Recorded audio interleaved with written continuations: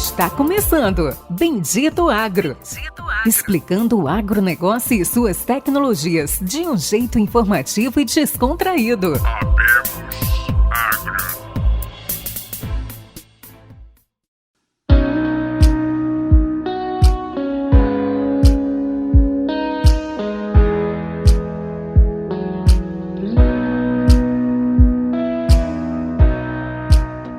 Olá a todos os nossos ouvintes e amigos, está começando agora mais um episódio do Bendito Agro, o seu podcast de inovações e conhecimento do agro, do Brasil e, com muito orgulho de dizer, do mundo.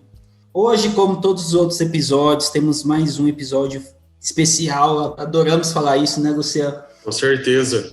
Todos os nossos episódios são especiais, cada convidado ele tem uma história, tem um trabalho, tem uma construção que torna especial. Então hoje a gente vai falar com uma equipe que tem um background que vem de fora do agro, mas está construindo um produto que já vou puxar a sardinha aqui, até o Luciano ficou boquiaberto. A gente estava tentando entender essa nova tecnologia, exportando a tecnologia deles para outros países, e já vou falar que elogiaram a gente do Bendito Agro, falou que a gente está ficando conhecido, então quero agradecer vocês, ouvintes, que estão compartilhando, estão nos ajudando a levar esse conhecimento, os episódios para mais ouvintes, e continue compartilhando e continue fazendo essa propaganda boca a boca, para que esses episódios, todo esse trabalho nosso, chegue ao máximo de público possível. Então, hoje a gente vai entrevistar Ricardo Sodré, natural de São Paulo, Sorocaba, já morei em Sorocaba, cidade maravilhosa, formado na Mackenzie Administração de Empresas, com mestrado na USC, Universidade da Southern California, ou Califórnia, na parte sul da Califórnia, tem 50 anos e é um cara que tem muita história e hoje está no agro. Ricardo, dá um oi para os nossos ouvintes. Oi, ouvintes, prazer estar falando com vocês, Pérez e Luciano. É muito bom estar participando do Bendito Agro, a gente tem acompanhado aí, a gente também é ouvinte do Bendito Agro, a gente fica feliz e agora de estar sendo entrevistado. Então, hoje os ouvintes estão com o entrevistador, mas que é ouvinte também. Fantástico. E aquele amigo, nosso co-host, que sempre está lá, muito bem escondido no meio da Bahia, em algum lugar perdido, sempre arrumando alguma colheitadeira, alguma plantadeira. Co-host, Luciano Carvalho. Fala aí, meus amigos, sejam todos bem-vindos aí a mais um episódio especial do Bendito Agro, puxando aí o Ricardo falou, o ouvinte sendo entrevistado, e eu acho que é isso que faz sentido para nós, é isso que é o projeto do Bendito Agro, é uma cooperação mútua aí, um projeto para levar informação e conhecimento mesmo para todos vocês. Então, se você é ouvinte e tem algo novo para explicar no agro, chame a gente, procure aí nas redes sociais, no LinkedIn, no Instagram, por e-mail, ou lá no nosso site lá, que está no ar já, benditoagro.com. Valeu, galera!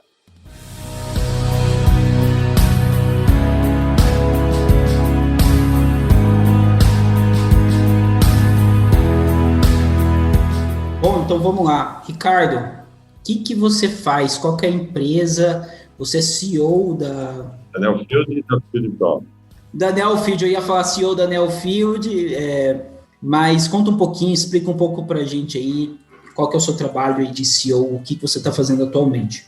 Eu voltei para o Brasil depois de muito tempo fora, no final de 2017. Eu tenho empresa no Canadá e nos Estados Unidos, eu fui convidado lá pelo governo do Canadá para investir lá em 2012 e acabei mudando em 2013. No Canadá, eu adquiri o conhecimento de desenvolvimento de IoT. Eu tinha um incentivo para contratar ex-funcionários da BlackBerry, então foi por isso que eu peguei meu expertise em desenvolver IoT. Chegou no final de 2017, eu decidi voltar para o Brasil, e lá no Canadá eu tive muito contato com empresas de tecnologia agrícola, né? E eu comecei a me interessar o que eu podia desenvolver com esse meu expertise de IoT para o Brasil, né? E daí, mas eu não conhecia ninguém do agro, né? O meu background, como você falou aí, é tecnologia e administração de empresas. E daí eu pedi para uma pessoa do governo do Canadá me apresentar e eu acabei começando a investigar um pouco as necessidades do agro através das cooperativas agrícolas do Paraná. Então, eu fiquei em 2018, de janeiro de 2018 até mais ou menos uns 4 meses, assim, entre o oeste do Paraná, o centro do Paraná, conversando com produtores, com cooperados, com agrônomos. E eu vinha de uma temporada lá na América do Norte, onde antes eu morava em Los Angeles, e eu descobri que o Brasil tinha uma estrutura muito pequena de dados meteorológicos, né? Tinha uma rede de estações meteorológicas muito pequena em relação a mercados como os Estados Unidos, Canadá. Só que no mundo globalizado, nós concorremos com os Estados Unidos para vender nossa soja, nosso milho, né?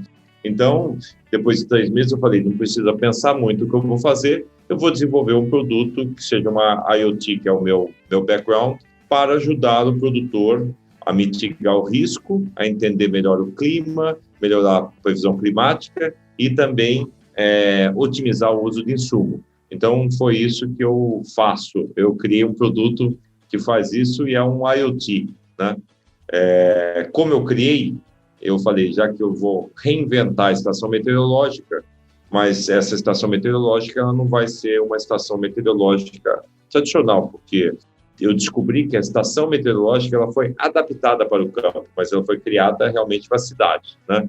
Então, eu quis desenvolver um produto que emulasse o formato de uma planta, né? Que ele tivesse os sensores onde a planta precisa ter monitoramento, como na região radicular, no caule da planta e no topo da planta, né? Na parte das folhas. Então, eu criei um sensor que ele replica o formato da planta.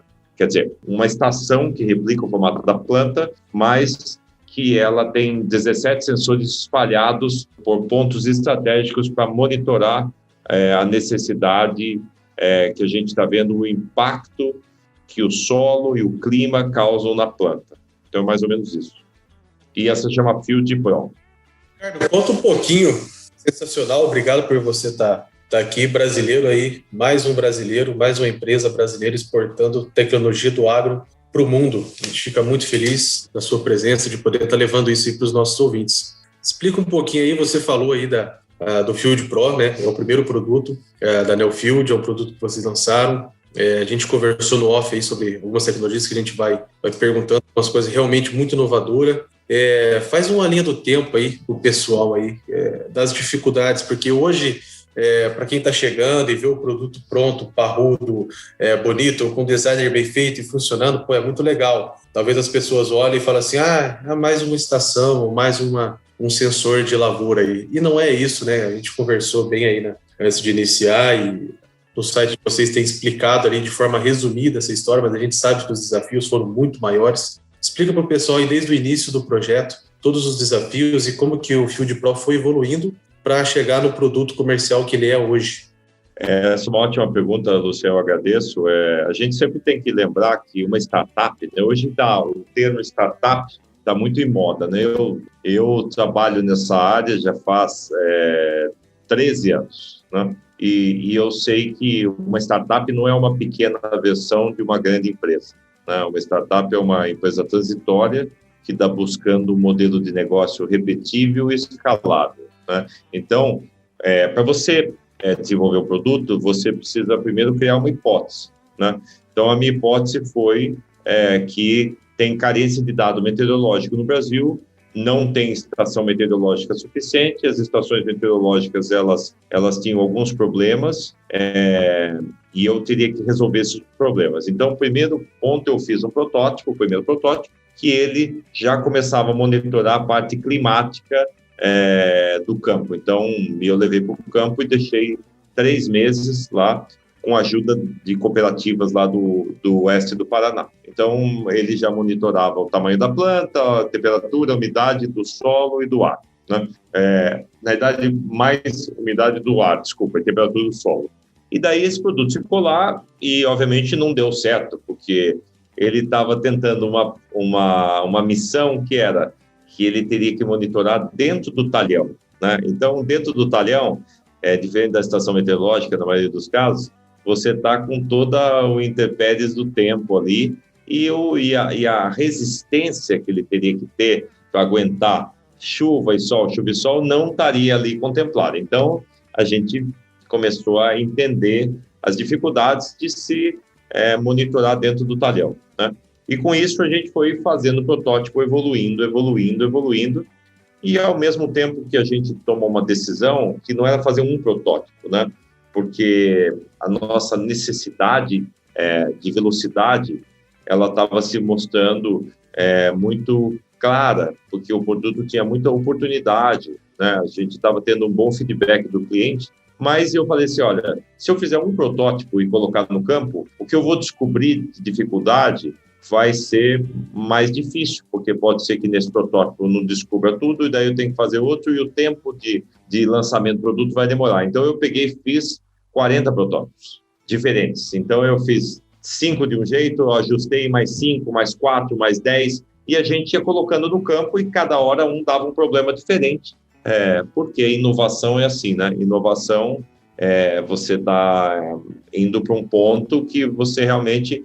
Você sabe onde você quer chegar, mas a inovação mostra como você chegar, né? E às vezes demora, por via tortuosa. Então a gente foi mudando produto, tanto que eu estava outro dia num evento da Bela Agrícola e o André me falou, olha, o que eu gostei da Neofield é que cada vez que tinha um problema, 15 dias depois você aparecia com um protótipo novo. Então foi assim que a gente foi fazendo, né? E a gente conseguiu daí fazer um produto que ele aguentasse as intempéries do campo. Então tem uma parte que ele é um produto que não entra água, né? No começo entrava água, né? Entrava bicho, entrava inseto, entrava tudo que acontecia no campo, entrava dentro do produto e começou a monitorar de uma maneira bem robusta, né? Mas para isso, para resumir, a gente fez mais ou menos uns 70 protótipos para chegar no produto final. E foram 2 anos de desenvolvimento e 1 ano e meio de testes no campo, né? Então, realmente, o laboratório do campo é o talhão, ele tem que estar lá, tem que escutar o feedback do produtor, tem que escutar o feedback do agrônomo e tem que ajustar sem parar para a gente chegar. Para isso, a gente contratou uma equipe muito forte, né? Então, e depois, se você quiser entrar no detalhe da equipe, Luciano, a gente pode falar, mas fala assim, foram 2 anos de, não sei se pode falar isso no blog, mas foram 2 anos de porrada para chegar onde a gente está. Mas foi bom. Pode falar o que você quiser. Não, pode falar. E aqui é um espaço livre, aberto, pode falar de quem você quiser, pessoas, empresas. Se der processo, a gente caminha para você, mas fica à vontade.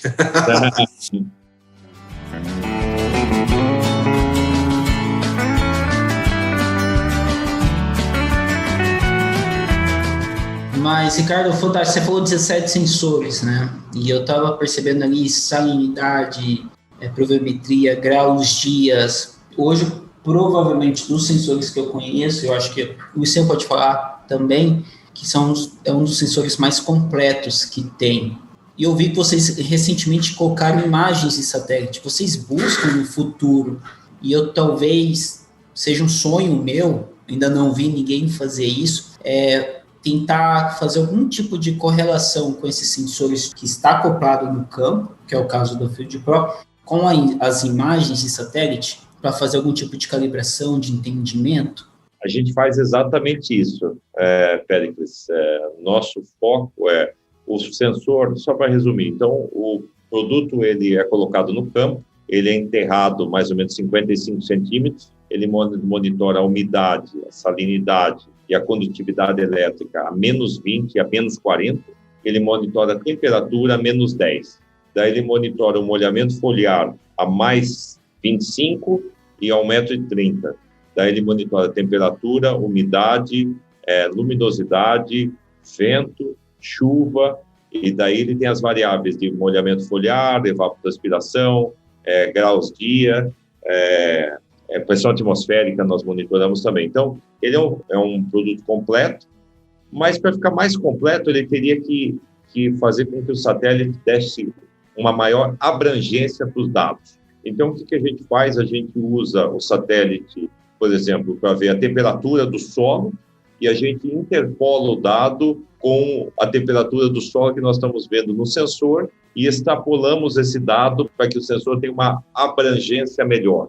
O satélite vê a umidade na raiz, nós vemos a umidade a menos 20, menos 40, o satélite também vê a umidade na superfície, e nós extrapolamos esses dados. Então, com isso, a gente consegue fazer um ponto que isso a gente é uma das únicas empresas do mundo, eu não conheço outra empresa que faz isso, que é correlacionar o dado hiperlocal do sensor e o dado extrapolado do satélite, para que a gente consiga dar recomendações melhores para o produtor, né, de manejo, monitorar melhor o risco agrícola e a produtividade. Então, são esses 3 pontos que a gente faz isso para essa interpolação de dados, satélite e hiperlocal do sensor. Ricardo, eu queria entrar num detalhe um pouco maior com você, em 2 pontos. Primeiro, a questão dos sensores de solo. Há muito tempo, a gente já acompanhei testes, empresas, em calibração, em testes de sensores de solo. Aqui no oeste da Bahia, a gente tem uma textura de solo bem fraca. A gente tem aí pontos de 8, 10, 12% de argila, né? Então, o problema que a gente sempre teve, o problema que eu sempre acompanhei, até a gente tem algumas empresas de gestão de irrigação, a gente optou até por não estar trabalhando com alguns sensores de solo, ir para outros tipos de análise. Mas, enfim, a gente sempre teve um problema do desprendimento desse sensor por conta da grande ser solos muito arenosos, né? Como que funciona o seu sensor de solo? Vocês já validaram isso em áreas aí com teor de 8%, de 10% de argila, ou seja, áreas muito arenosas, igual o oeste da Bahia aqui. Como é que ele vem atuando? E depois eu queria que você completasse na parte do pluviômetro de vocês. A gente estava conversando sobre alguns problemas operacionais que a gente tem, dos tradicionais copos coletores, né, onde a gente tem por pulso ou por batida o registro dessas chuvas. Como que funciona o seu? Mas aí você fala aí tanto do sensor de solo, depois dá um gancho aí na pluviometria. O Luciano, antes de começar, o Luciano tem um problema muito curioso que depois ele vai falar qual que é o problema dele com os pluviômetros.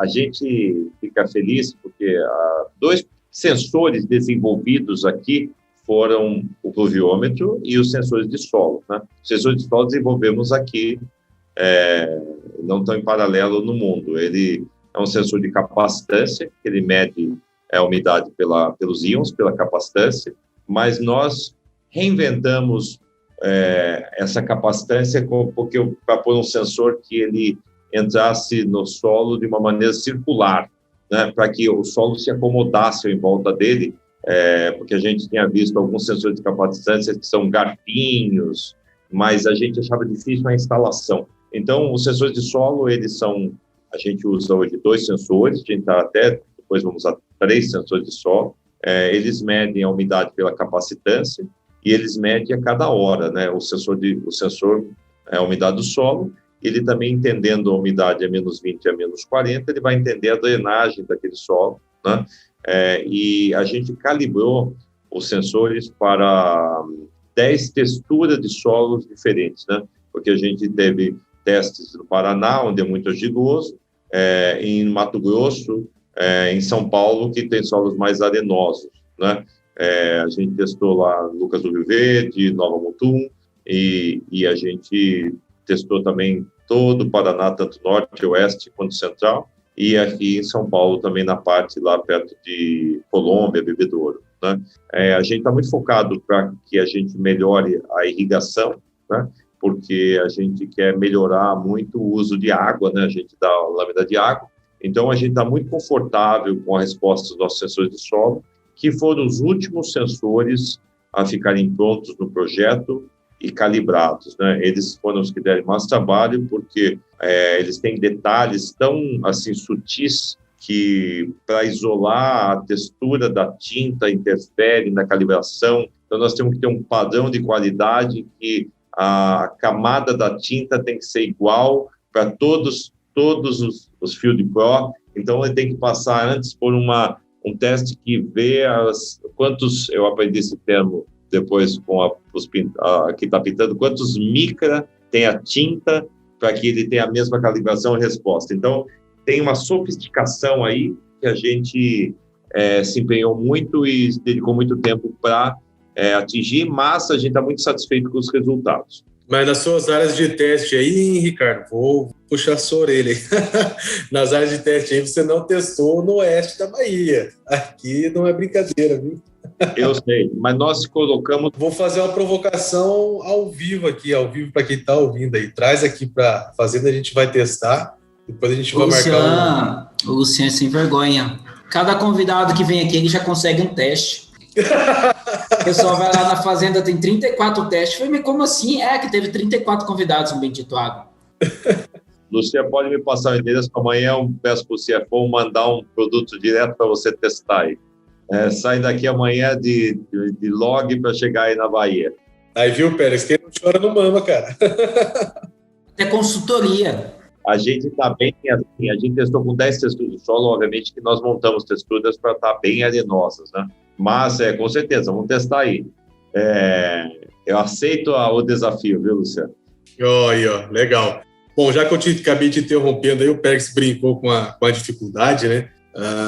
A gente tem, lá na lavoura, aí, a gente tem muitos pássaros, principalmente a gente tem bastante coruja aqui, no Brasil inteiro, né? Mas o que acontece? A gente tem os copos coletores e as corujas acabam pousando ali por ser o ponto mais alto, né? E por mais que a gente fez algumas adaptações, até a própria empresa gestora da parte de pluviometria nossa, eles elaboraram um espeta-bunda de coruja mesmo ali, para que ela não pouse ali, não faça caca ali dentro, né? Acaba entupindo e às vezes cai a chuva. Mas foi um problema que a gente teve, foi resolvido. E quando eu te perguntei, quando eu vi no site, né, todo mundo entra no site para ver aí como é que é, no site Field Pro, a base ali do pluviômetro, ela é lisa, né? E eu olhei e falei, rapaz, isso aqui passarinho para em cima e tal. Por isso que eu te perguntei no início, a gente estava nos bastidores, eu perguntei para o Ricardo, como é que você faz com esse problema? Ele falou, não é coleta de chuva, é uma tecnologia diferente que ele vai explicar agora aí para vocês. É engraçado porque eu sou do agro agora, nos últimos 3 anos, mas eu nunca fui, né? Então, às vezes você é fora do mercado, às vezes você traz uma visão diferente que ajuda, às vezes atrapalha, mas às vezes ajuda a desenvolver o produto. Então, quando eu vi os pluviômetros, eu falava assim, mas esse produto... Quando eu fui para o campo, eu falei, nossa, mas o que tem de ave aqui, o que tem de pássaro, tem uma outra realidade do que na cidade, né? Eu falei, nossa, esse pluviômetro vai ter problema aqui, entendeu? Vai entupir, né? Porque eu estou vendo aqui na cidade é uma realidade, no campo é outra. E daí eu comecei a pensar como é que eu poderia resolver esse problema do entupimento, né? Primeiro eu falei, olha, então não pode ser alguma coisa que a água passe, né? Porque se passar, vai entupir, né? Então, a gente começou a pensar, eu falei, mas cada vez que o pingo bate no pluviômetro, ele gera um impacto, né? E daí eu comecei a falar com o time de desenvolvimento, falei, olha, se a gente pensasse que o impacto que ele gera fosse revertido numa contagem de milímetros de chuva, né? A gente começou a pensar isso, começou a testar, né? E daí a gente começou a pôr sensor de impacto na cabeça da estação para que a água não passe. Se a água não passa, não entope, né? E daí não dá manutenção. Então, esse foi um grande desafio que a gente teve, né? Então, e a gente acabou, pela dificuldade, né? Criando um produto que a gente já exportou para os Estados Unidos, para a Argentina, para o Paraguai, que é uma tecnologia nacional, como sensor de solo, que é um pluviômetro que mede a chuva pelo impacto do pingo. Então, ele não entope e não dá manutenção, né? Então, isso já sofreu mais de anos de teste, né? Para ver se os milímetros batiam com o pluviômetro. E vou falar para vocês, e em primeira mão aqui, que muitas vezes não bate com a estação meteorológica, mas bate com o pluviômetro de copo, porque ele é mais fidedigno do que o pluviômetro da estação meteorológica, muitas vezes, porque está entupido, ou tem poeira, ou não teve manutenção. E daí, quando você põe o pluviômetro de copo do lado, ali para medir, ele bate, ele crava.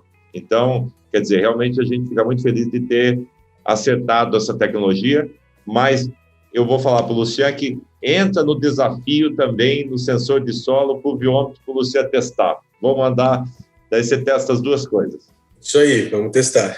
Não, meu avô e meu pai tem fazenda também, eu vou começar a pedir uns testes, sabe? Eu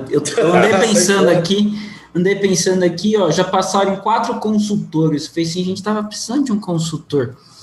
Mas tá, brincadeiras à parte. Ricardo, uma pergunta que eu sempre me faço, apesar que lá na fazenda a gente não tem esses pluviômetros, a gente sempre vê eles em beira do talhão, ou às vezes até perto, nas quinas. Como que faz hoje, eu acho que até o Luciano pode me ajudar, como que faz para, na parte de maquinário, na parte da manobra do maquinário, como é que vocês fazem com esses pluviômetros para que não atrapalhe as pulverizações? Acho que talvez seja a pior operação.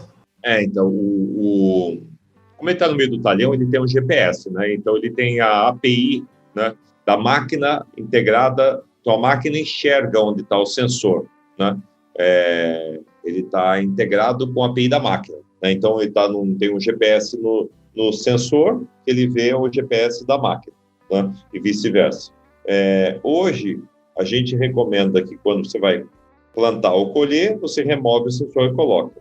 Para as pulverizações, ele tem mais ou menos uma altura de 1,30 m, então ele para subir a barra da pulverização do pulverizador. Até hoje deu certo, só um pulverizador que não subiu a barra e quebrou o sensor, que a barra bateu no sensor. Mas todas as outras pulverizações ele conseguiu passar com a barra por cima do sensor, né? E isso ficou um pouco da dúvida. É como se você inserisse o talhão. Deixa eu dar um passo para trás. Eu coloco o Shapefile, eu insiro o talhão dentro do pulverizador.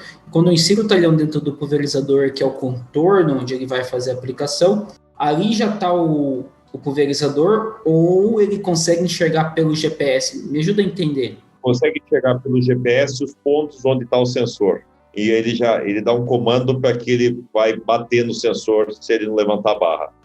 A gente integra, porque o sensor tem um GPS para você instalar, porque a gente olha o melhor ponto do talhão para instalar. Então, ele é guiado pelo celular para instalar no GPS. Então, ele tem um GPS no sensor, e daí a gente integra esse GPS que tem no sensor no GPS da máquina, né, na API da máquina. E daí ele vê o sensor onde está. Entendi. E você comentou, é um field pro por talhão? Essa é uma ótima pergunta, Péricles. Ele tem uma abrangência de 700 a 1.000 hectares, né? Lembre-se que ele é feito para monitorar o microclima, né? Então, se o relevo for muito acidentado, ele vai cobrir 700 hectares. Se o relevo for mais plano, como no Mato Grosso, ele vai cobrir 1.000 hectares, né? Depois de 1.000 hectares, a gente recomenda colocar outro. Quando me falam assim, mas a estação meteorológica cobre 30.000 hectares. Não da maneira que a gente cobre, né? Porque hoje as chuvas irregulares, as diferenças de temperatura, então a gente só consegue cobrir 1.000 hectares porque a gente interpola o dado com o satélite e a gente extrapola o dado daí do hiperlocal do sensor com o satélite, a gente tem esse raio de 1.000 hectares por causa desse algoritmo que faz esses dois pontos, né?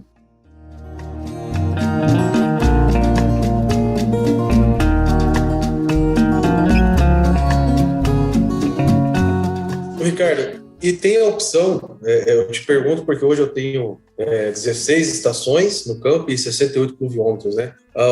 Eu tenho essa opção de ter a estação completa, o Field Pro completo e ter ele só pluviômetro? Não, você tem, porque o que a gente quer? A gente desenvolver uma caixa fechada, né? Que não tem cabo, não dá manutenção e você controla a distância. Então é tudo integrado, né? Então você enfia lá, você vai ter a umidade do solo e a chuva, a temperatura do ar e a temperatura do solo. Então, porque a gente quer entender os parâmetros. Então, por exemplo, eu quero entender a drenagem, eu entendo a drenagem do seu solo porque eu meço a chuva e a umidade ao mesmo tempo. Então, por isso que a solução tem que estar integrada. Por isso que a gente não vende uma parte dela só, entendeu? Entendi. Agora, se quiser substituir tudo que você tem lá, a gente te manda uma proposta e daí a gente faz uma proposta aí para você substituir todas as estações, tudo que você tem por tudo para tudo. Legal. Aproveitando aí, você deu uma brechinha aí, você deu um gancho aí sobre não ter fio, não ter cabo, não estar ligado a nada, né? Hoje a gente trabalha com uma rede médica, uma rede via rádio, né? Como funciona a conectividade ali? Você tem Narrowband IoT, LTE, 2G, 3G, como é que funciona? E para quem não tem, né, aproveitando aqui o oeste da Bahia, Para quem não tem nenhum tipo de comunicação na lavoura, como é que funciona? Como é que esses dados sobem? Esse foi o primeiro ponto que a gente começou a trabalhar. Eu trabalhei muito no Canadá com essa parte de conectividade, no minha outra empresa lá, lembrando que o Canadá é um país muito grande, maior que o Brasil, né, com áreas desertas, assim, né, com pouca população, tem 40 milhões de pessoas no país daquele tamanho. Então, o ponto que a gente viu é o seguinte: com conectividade, você tem que ter todas as opções possíveis. E daí você tem as SKUs. Então, hoje, o produtor ele vai ter o 2G, o 3G, o 4G, ele vai ter NB-IoT, Sigfox, LoRa, Wi-Fi e um data logger, caso ele queira puxar para o Bluetooth o dado que está lá. Então, ele tem todas as conectividades. Obviamente que tem sensores em áreas que você tem boa penetração de 2G, 3G, que eu não preciso pôr o modem de 4G, porque lembrando que nós mandamos dados de baixa intensidade, então ele pode funcionar muito bem no 3G ou no 2G. Lembrando que quando a gente tem Sigfox também, a gente também tem áreas que já tem rede própria, mas senão a gente coloca uma antena Sigfox e daí a gente aumenta o raio para 10 quilômetros, né? Então, tudo isso daí está contemplado hoje, quando você vai no sistema para ver, a gente vê a conectividade da sua área e decide que tipo de produto a gente recomenda colocar, né? Mas o único que a gente não usa é mandar o dado direto do satélite, porque isso a gente sabe que é muito caro o protocolo ainda, e a gente tem protocolos mais viáveis do que esse, quando a gente usa rádio, quando a gente usa Wi-Fi, e quando a gente usa um rebatedor de sinal, né? Então, a gente trabalha com todos esses protocolos de conectividade. Legal, Ricardo. Hoje, então, vamos dizer assim, hoje os seus protocolos de conectividade, você comentou 2G, 3G, 4G, Bluetooth. Existe a necessidade de ter internet na fazenda ou apenas, como você citou com Bluetooth, não há necessidade? Eu fiquei um pouco confuso. Assim, o produto ele tem um SIM card, ele tem um chip, ele manda o dado direto, ele não precisa se conectar com nada, né? Certo. Quando não tem cobertura da área, a gente pode colocar a cobertura de 3 maneiras. A gente pode colocar uma rádio base, né, que vai pegar o sinal mais próximo e estender até o sensor, então mais ou menos 10 km de raio. A gente pode colocar um rebatedor de sinal, que ele pode chegar até 25 km de raio. Agora, vamos dizer que não tenha conectividade nenhuma, né? Daí a gente pode construir uma conectividade para ele, ou ele pode puxar o dado pelo Bluetooth, que está lá no sensor. Pelo que a gente viu, né, e esse foi um dos pontos que a gente analisou por onde a gente ia entrar no mercado, hoje a gente está no Centro-Oeste, né? A gente está no Sudeste e está no Sul, né? A gente agora vai estar na Bahia e testando com o Luciano, mas a gente sempre olhou e todos esses três regiões, né? A gente conseguiu tirar o dado do campo sem problema. De alguma maneira ou outra a gente resolveu, né? Mas, obviamente que nós lançamos o produto agora e hoje acho que a gente está com 60 sensores no campo, 50 e poucos, mas se a gente tiver expandir do jeito que a gente está planejando, a gente vai enfrentar mais dificuldades de conectividade no campo, que é uma dificuldade que todo mundo enfrenta, mesmo com todos os protocolos que a gente tem no sensor, da solução, né? Perfeito. E mudando um pouco do parâmetro da pergunta, você comentou que você tem algumas tecnologias proprietárias. Por que não virar um fornecedor de tecnologia? E isso é um modelo de negócio que eu vou perguntar para você, Ricardo. Por que não virar um fornecedor dessas tecnologias para as empresas que já estão aí no Brasil e no mundo, em vez de vocês irem para o mercado? E existem algumas empresas que fazem isso no mundo, e aproveitar toda essa demanda do mercado de várias empresas indo para o agro e fornecer essa tecnologia patenteada, entendeu? Você podendo exportar essa tecnologia patenteada para todo mundo. Hoje a gente, como eu falo, a gente não dá consultoria agrícola, né? Nós vendemos tecnologia e damos assistência técnica e manutenção, né? A gente vende através de rede de distribuidores, né? Então, a gente já está um pouco no caminho de se focar no que a gente sabe fazer melhor, que é desenvolver tecnologia. Mas o nosso modelo de negócio passa também muito análise de dados, né? E análise de dados que impactam duas indústrias, dois setores muito assim crescentes e muito demandados por dados, que é a parte de crédito agrícola e seguro agrícola, né? Então, porque no final do dia, nós criamos esse produto para tirar o dado do campo e analisar o dado, né? Como eu falei no começo, mitigar o risco e projetar a produtividade de uma maneira mais assertiva. Então, esse modelo de análise de dados também é uma coisa que a gente está se focando, porque o produto é uma empresa de dados, né? E a gente está desenvolvendo isso para essas empresas, né? Mas, com certeza, nós não somos uma empresa de consultoria agrícola que vai ter um braço e nem uma empresa que vai ter uma área muito grande de vendedores, porque a gente vende através de terceiros, né? Então, nós estamos focando mesmo no que a gente sabe fazer melhor, que é desenvolvimento de tecnologia. Perfeito. Isso faz bastante sentido. Ricardo, eu queria trazer um pouco aí uma questão muito falada e uma preocupação de todo mundo aí, da nossa parte, principalmente quem é gestor da parte de tecnologia da área de produção, do agronegócio, né? Como é que está a questão de integração da plataforma da Field Pro? Hoje eu consigo conectar a plataforma Field Pro com outras que eu tenho, vocês já estão com API, vocês já estão amarrando algumas integrações, eu consigo visualizar as informações do Field Pro na minha plataforma de telemetria de máquinas, usando a minha plataforma de gestão de margens, enfim. Como é que vocês estão trabalhando essa parte das integrações com outras plataformas? Nós desenvolvemos o produto todo em API, né?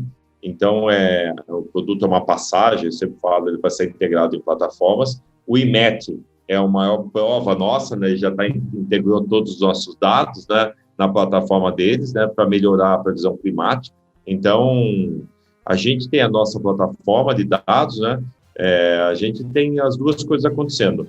Tem muitas empresas que estão integrando os dados na plataforma existente, mas tem empresas, assim, como clientes que a gente trabalha, a São Manuel, a usina São Manuel, que eles me pediram se podiam integrar os dados que já tinham na nossa plataforma, que eles gostaram muito da nossa usabilidade e do nosso interface.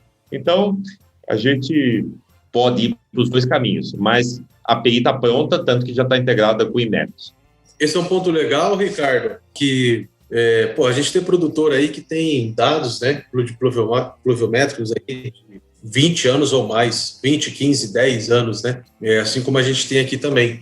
E algumas empresas têm uma certa resistência ou dificuldade de querer aceitar os meus dados pela questão de confiabilidade, né? Eu já tive essa discussão algumas vezes, mas a gente entende que a maneira que era coletada, a maneira que esse dado era gerado não é igual você está me fornecendo, você está gerando com a mesma precisão, sensor, lat-long e tudo mais. Só que a fazenda ela cresceu, ela foi manejada, ela foi conduzida com aquelas informações. Então aquilo é meu histórico, é o histórico do produtor, é o histórico da fazenda, né? Então a empresa, as pessoas ou o produtor confia naquilo lá. Então algumas empresas têm essa dificuldade. Então vocês pegam o meu histórico e falam, tá aqui, meus proviões ficavam aqui nesses lugares, a gente tem um registro de 15 anos, você faz essa gestão, você integra todo esse histórico que a fazenda tem dentro da plataforma? Sim, mas para isso a gente precisa, a gente tem um trabalho de integrar o dado, né? Quer dizer, homogeneizar o dado, ele tem que estar dentro dos parâmetros que a gente trabalha, isso é uma coisa que a gente faz, né? Para integrar o dado. Então, mas a gente faz isso sim. A gente acredita que quanto mais histórico de dados dentro dos parâmetros que a gente propõe, vai melhorar a plataforma e vai melhorar o dado climático do Brasil. Tanto por isso que a gente fechou com o IMET, que a gente quer melhorar o dado geral para todo mundo, né? É um pensamento de empresa de tecnologia, né? Que o que a gente quer é fazer com que a previsão climática melhore a cada dia para todos os produtores e vai melhorando para todo mundo, melhora para a gente também. Por isso que a gente a gente pensa assim, integrando nossos dados.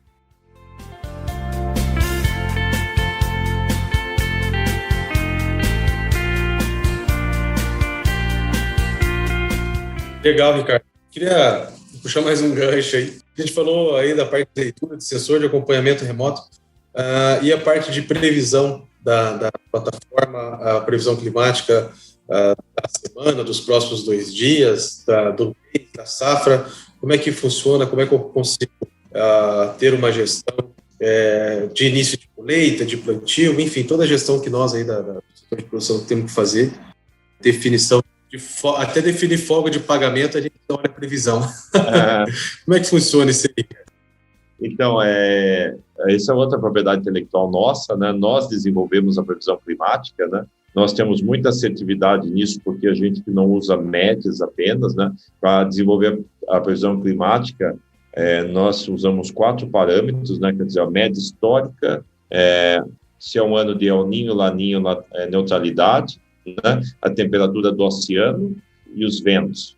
Então, a direção dos ventos. Tudo isso o algoritmo interpreta para dar a previsão do tempo, né? Isso, só que a nossa previsão do tempo, porque, voltando um pouco assim, por que a gente fez isso? Porque se a gente prevê o tempo em média histórica, ele acerta, quando é um mês atípico, ele erra. Então, é assim, vamos falar um ponto. E lembrando que a gente também usa todos os dados que a gente tem dos microclimas onde a gente já está instalado o sensor. Então, vamos pensar o seguinte, que tiveram as queimadas no Amazonas, né? A gente previu que o ano, que aquele mês seria um ano mais seco na região central do Paraná, ali na região de Campo Mourão, dos últimos 40 anos. Então, a gente previu um volume de chuva baixíssimo, né? E as outras previsões erraram, porque elas previram como se fosse um histórico, não levando em conta esse fato que foi uma barreira atmosférica ali, que a chuva não conseguiu chegar. Então, o nosso algoritmo interpreta esses pontos para dar a previsão.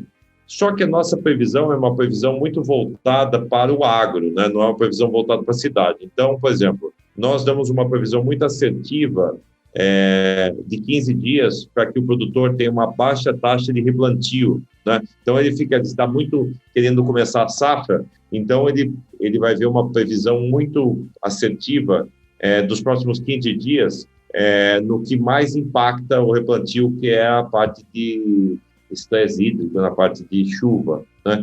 Então, esse é um ponto que a gente dá.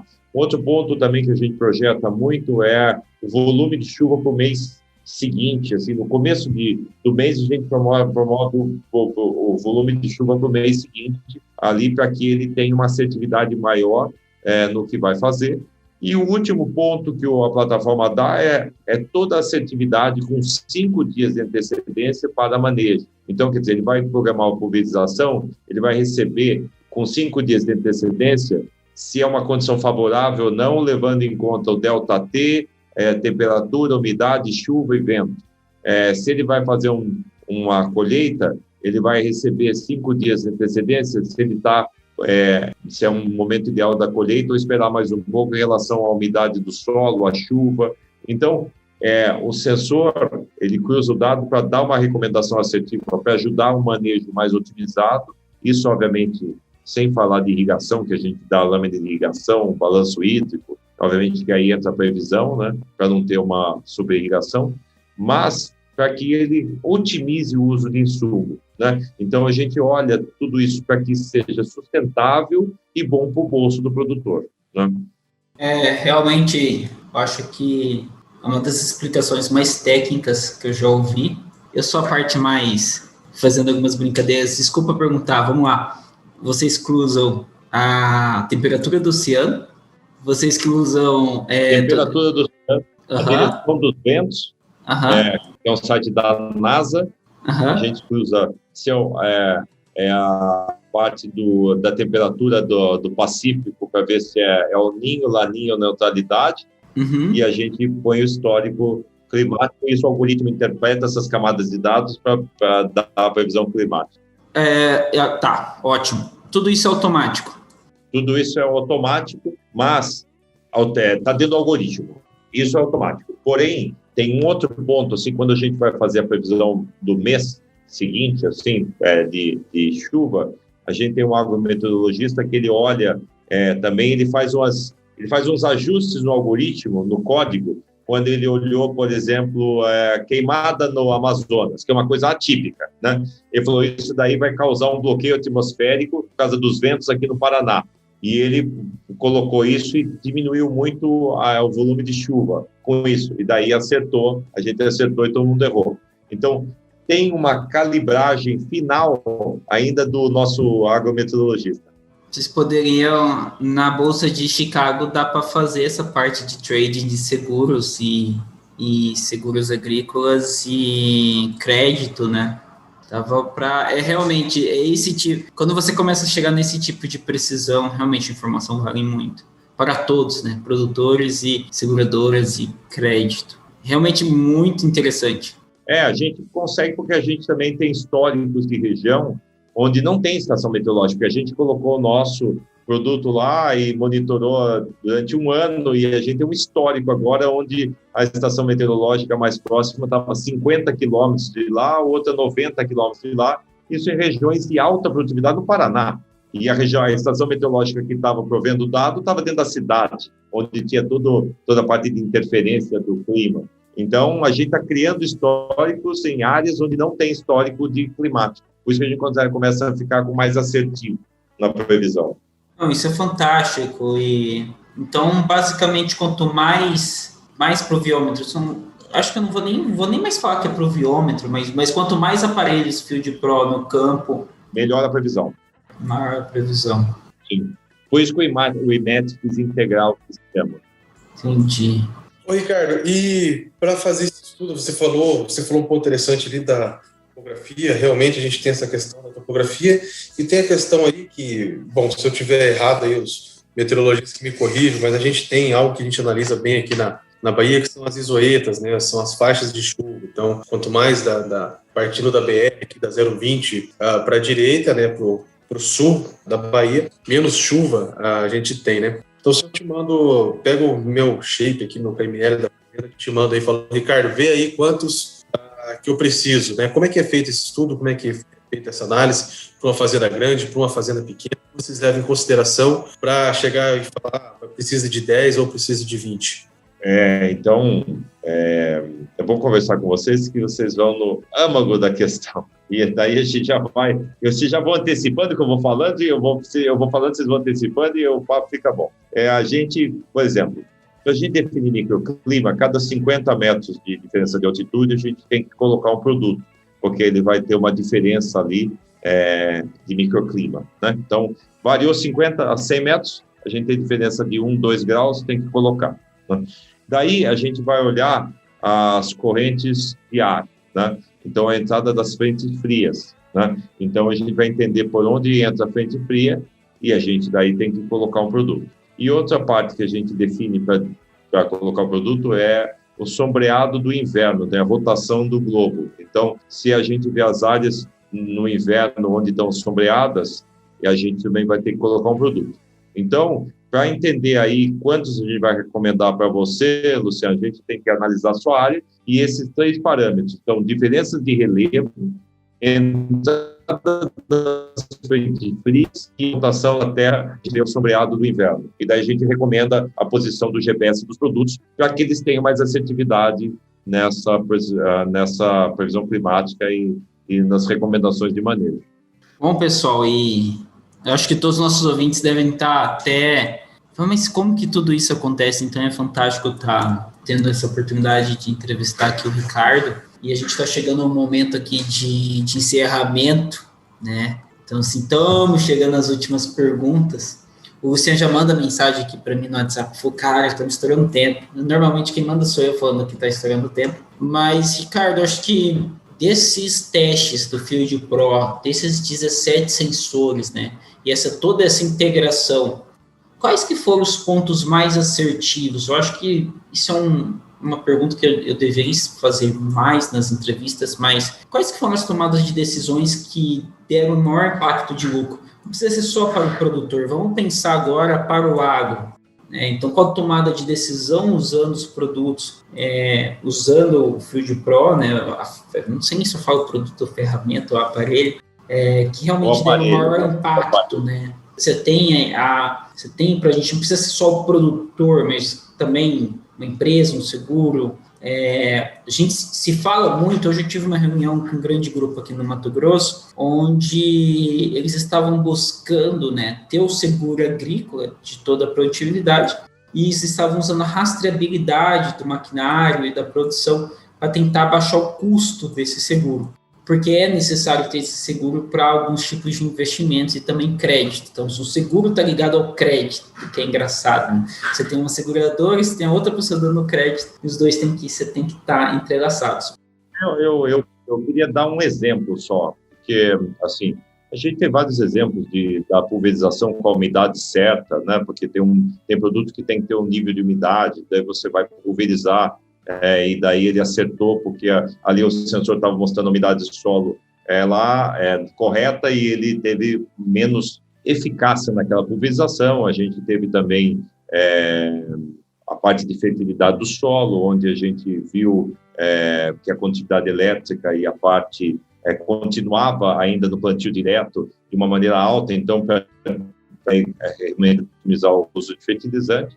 Mas eu queria dar um exemplo, assim, que eu adorei sua pergunta, Péricles, que foi assim, uma das principais coisas que a gente viu é assim, nós vimos que o satélite estava mostrando que o NDVI estava baixando e era a hora de colher, né? Então ele falou assim, está chegando a hora de colher ali a soja. E a gente viu que a parte de molhamento foliar estava aumentando muito. Então estava com risco de praga e doença começar se o produtor não colhesse. Então, a gente ligou as duas informações, a que vinha do sensor, que era o risco do molhamento foliar, que aumentou as horas de molhamento foliar ali no final, e estava na hora de colher a soja, né? Então, foram duas recomendações que vieram em pontos da solução diferentes, né? Então, e isso acabou dando certo, né? E a produtividade foi garantida ali pelo produtor, porque ele projetou que se continuasse alto, seria complexo ali dentro do que ele estava fazendo. Mas, em relação à indústria em si, o que a gente vê é que um ponto mais assim, diferencial é que a gente está construindo um banco de dados climático em áreas que não tinham dados climáticos. Isso está fazendo uma grande diferença para tomar decisão. Isso porque ainda eu estava vendo que a Organização Mundial de Meteorologia recomenda que você tenha uma estação meteorológica a mais ou menos 8 mil hectares quadrados, eu acho que é assim, a cada 7 mil hectares, a cada 3 mil hectares quadrados, eu acho que é assim. E no Brasil você tem um déficit aí, você tem uma estação meteorológica a cada 10 mil hectares quadrados, alguma coisa assim, você está 2,5 atrás da recomendação da Organização de Meteorologia Mundial, né? Desculpa se eu não falei a medida correta de quilômetros, alguma coisa assim, mas a gente está atrás, a África está 8 vezes atrás, né? O Brasil está 2,5 vezes atrás. Hoje tem dados nos Estados Unidos, no mercado americano, que você tem mais ou menos, somando todas as estações meteorológicas, 180 mil lá na área. Então, quer dizer, você tem uma soma de dados que é realmente muito mais relevante. E é isso que eu acho que faz a diferença nossa.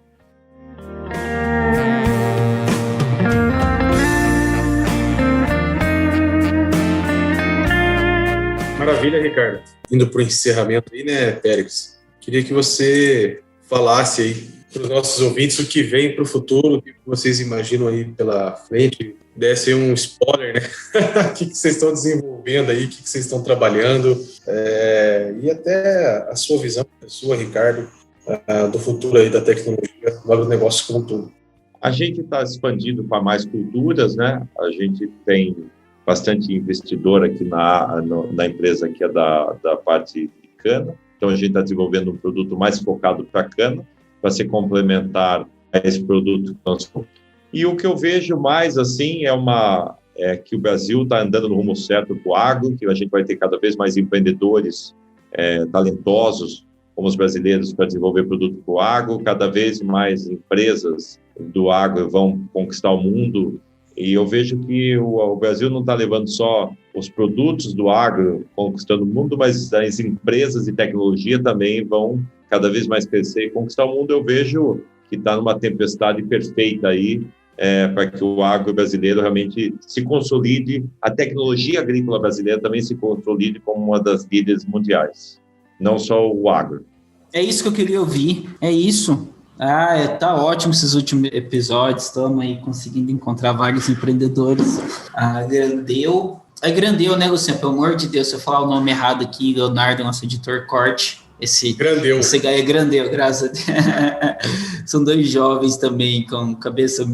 Eu acho que são uns que eu poderia intitular de loucos, que eles realmente são meio doidos que eles estão fazendo. Mas está dando bastante resultado. Partindo já para o encerramento, Ricardo, quero agradecer a sua presença, a entrevista. Pessoal, o nome da empresa é Neofield, www.fieldpro.com.br, tô certo? Perfeito. E para mim é um prazer estar falando aqui hoje de ouvinte, hoje de entrevistado, e no próximo vou estar de ouvinte novamente. Perfeito. E para todos que estão nos ouvindo, compartilhe, curta, como eu sempre brinco, compartilhe lá no grupo da família, compartilhe no grupo da faculdade. No grupo da faculdade, e a gente vai ter novidades. Nosso próximo entrevistado, no próximo episódio, vai ser uma grande novidade. Então, vocês vão estar a gente vai entrar num novo mundo, que também, novas inovações, e ficou péssimo, mas as inovações do agro no setor financeiro, que vai envolver crédito, seguros, um pouco do que o Ricardo falou. Então, esse novo mercado financeiro, vendo toda essa inovação que está acontecendo, está usando essas tecnologias para avançar. E é isso. Luciano, dá seu recado final para a gente poder encerrar. Isso aí, só agradecer aí mais uma vez a todos os nossos ouvintes, agradecer novamente ao Ricardo por estar aqui com a gente nessa noite, que agora já são 8h30 da noite, a gente está gravando aí tudo isso para vocês, e pedir para o pessoal aí que não esqueça aí de favoritar e de assinar lá o Bendito no podcast, para que ele apareça cada vez mais fácil quando as pessoas pesquisarem algo sobre o agro. Agradecer aos nossos parceiros, o Bendito Agro, a Silvia do Agro, do Bahia Agrícola, ao Michael, hoje publicou nosso episódio lá nos grupos da P-Online, Agricultura de Alta Precisão, e a galera do Oeste da Bahia aqui do Prós de Gapão, que sempre compartilha também, e a todos os nossos ouvintes, que são os nossos maiores divulgadores aí. Muito obrigado, pessoal. É isso aí, até o próximo episódio. Um grande abraço a todos.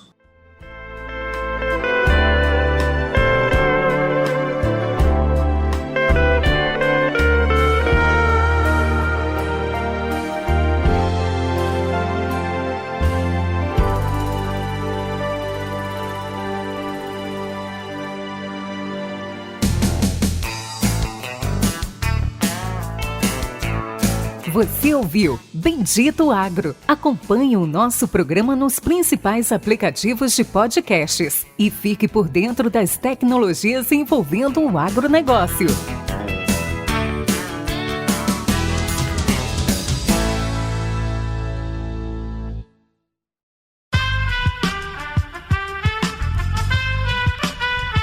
Esse podcast foi editado por Aerolitos Edição Inteligente.